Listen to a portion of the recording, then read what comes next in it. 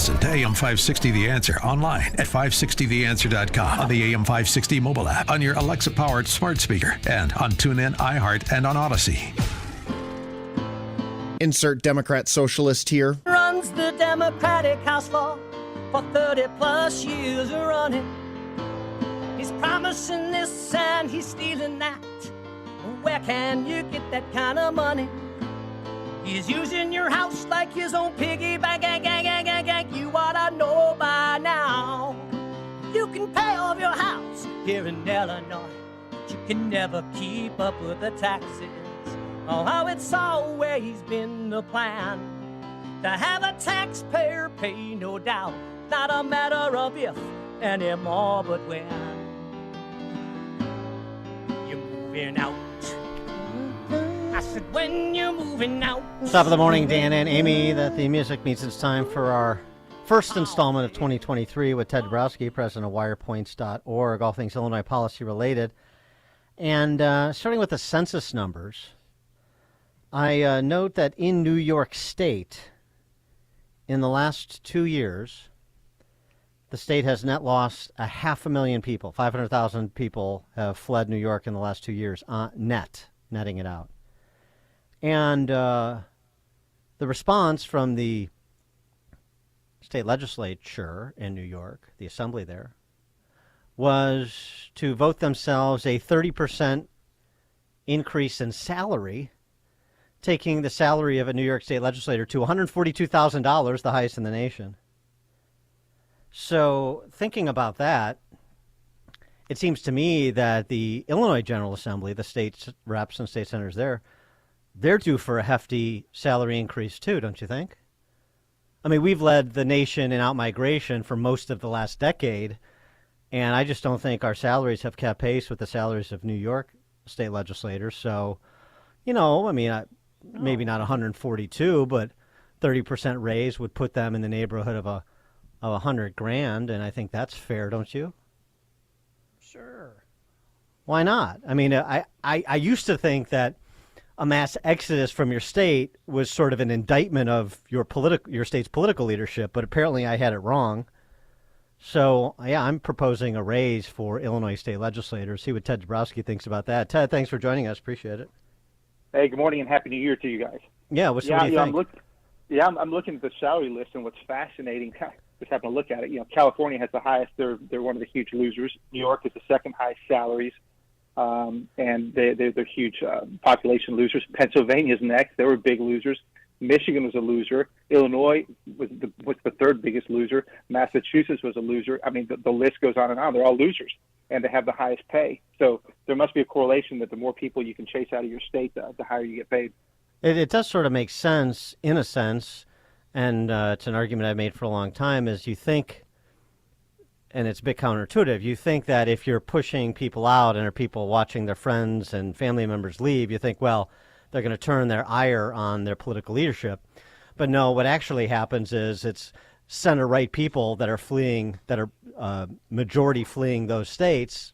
They make up a majority of the exodus. And so actually, the more people that these politicians force out, the better it becomes for them, because all that's left are people that are insulated from terrible public policy because of their wealth or their dependence on transfer payments.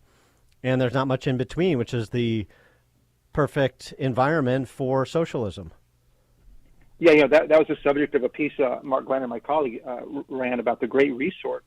And what we're seeing, and some polls are giving us that information, that it may be that the conservatives are all going down to Florida and Texas, and the Democrats are staying put where they are.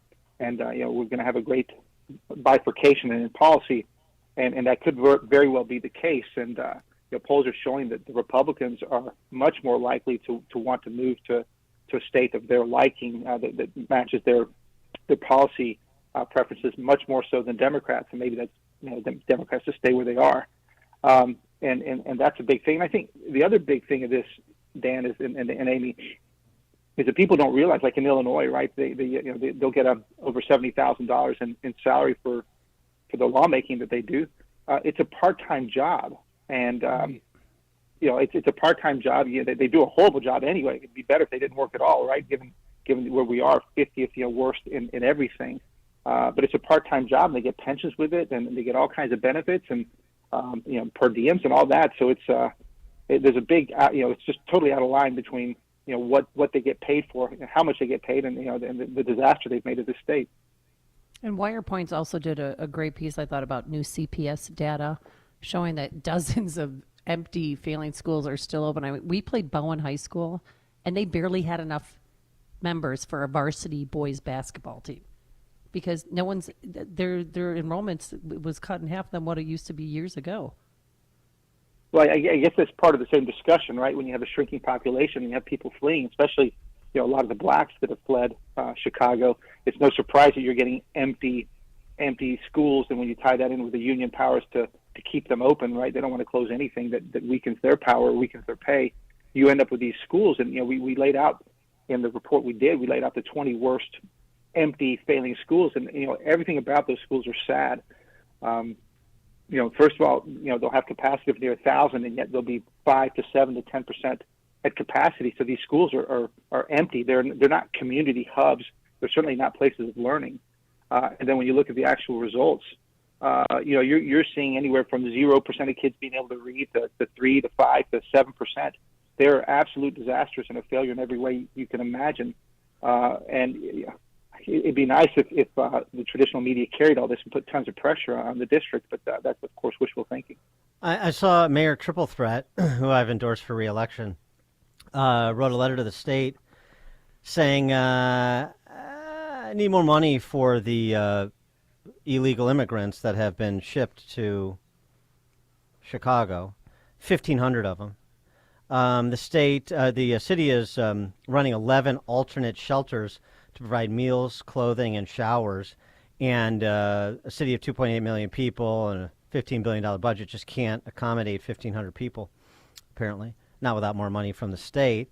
And I see that the CPS schools, about a third of them are half empty, and some much emptier than that.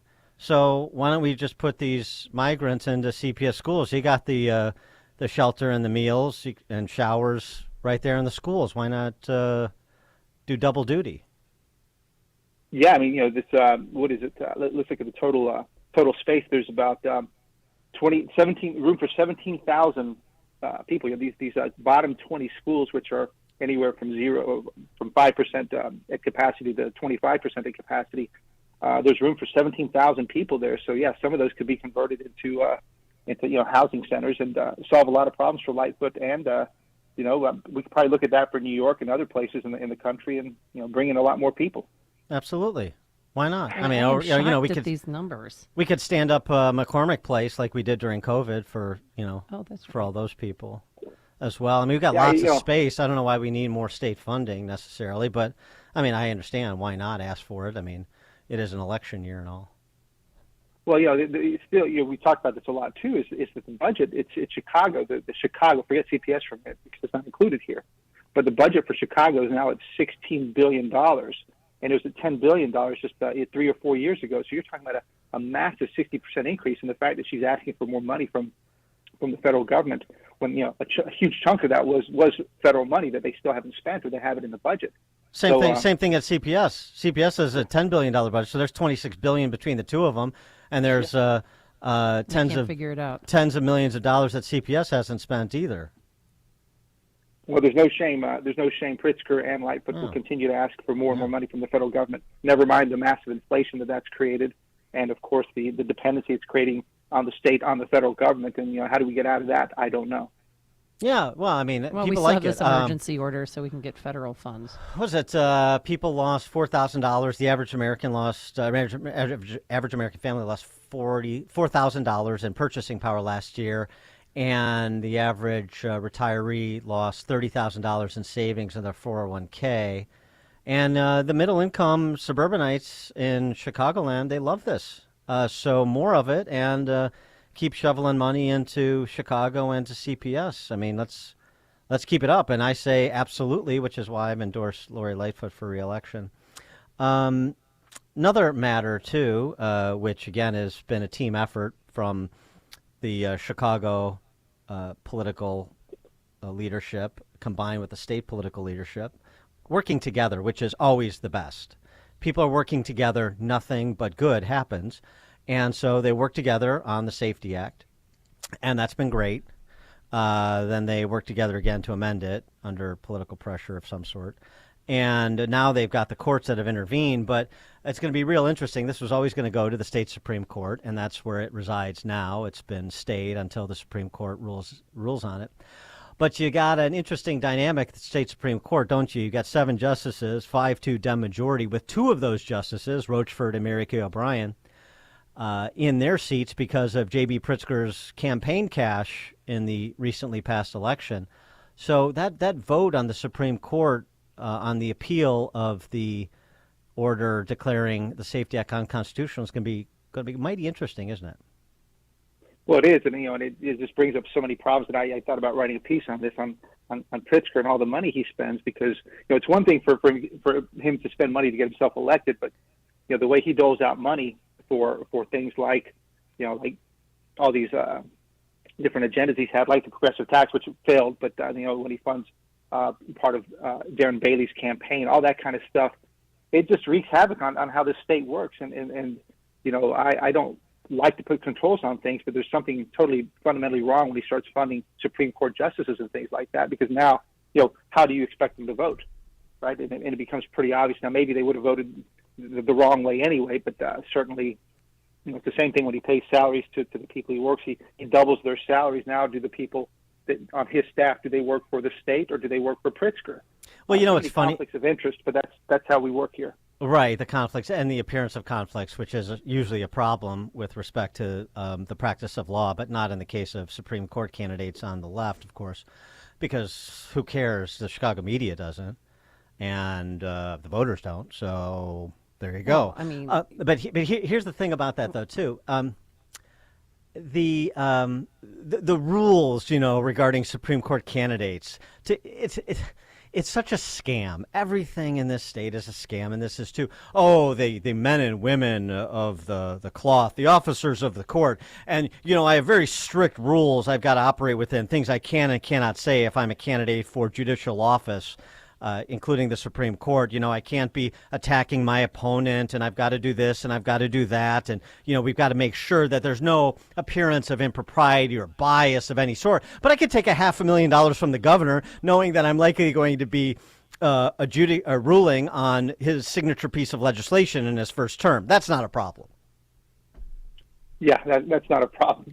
Like you said, we could do this over and over and over across so many things, right? Just the way laws are created. No comment other than ditto, and it just happens all the time, and it just becomes the norm. And I think one of the pieces we wrote this morning is the media goes along with it. Largely, if not entirely.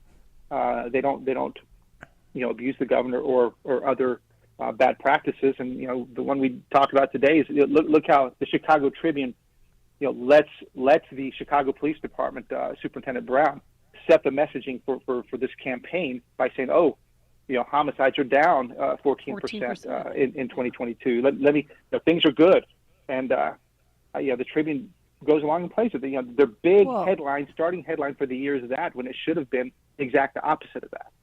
Yeah, but they send out this press release, and anybody signed up for it got it, saying that last month of 2022 marked the 10th consecutive month of double-digit declines in gun violence. They're cherry-picking data, and then they put it out, Chicago Police Department 2022 year in review. And they're celebrating what? There were 700-plus murders, 3,500 shot, and completely Brown campaigning for Mayor Lightfoot. Yeah, and crimes are up 41%, and you've got these motor vehicle thefts, which have doubled, and you've got the carjackings. We've seen the violence, and it's horrific by any measure. 2022 was supposed to be a better year because we're way past George Floyd, we're way past COVID, and no, a 41% increase in these crimes. Yeah, yes, you had murders down some, but they're still 30 something percent higher than they were in 2019. So they're still out of control. It's not a time to celebrate. It's time to be super angry at how things are. Oh, these guys are great. They would have been great, as the PR department of the Blue Star Line. 712 people survived the Titanic voyage. That would be the headline. Ted Dabrowski, President Wirepoints, wirepoints.com, all things Illinois policy related. Thanks as always, Ted. Appreciate it. Thank you, guys. Happy New Year. Thanks. And he joined us on our turnkey.pro answer line. You're listening to Chicago's Morning Answer with Dan Proft and Amy Jacobson on AM 560.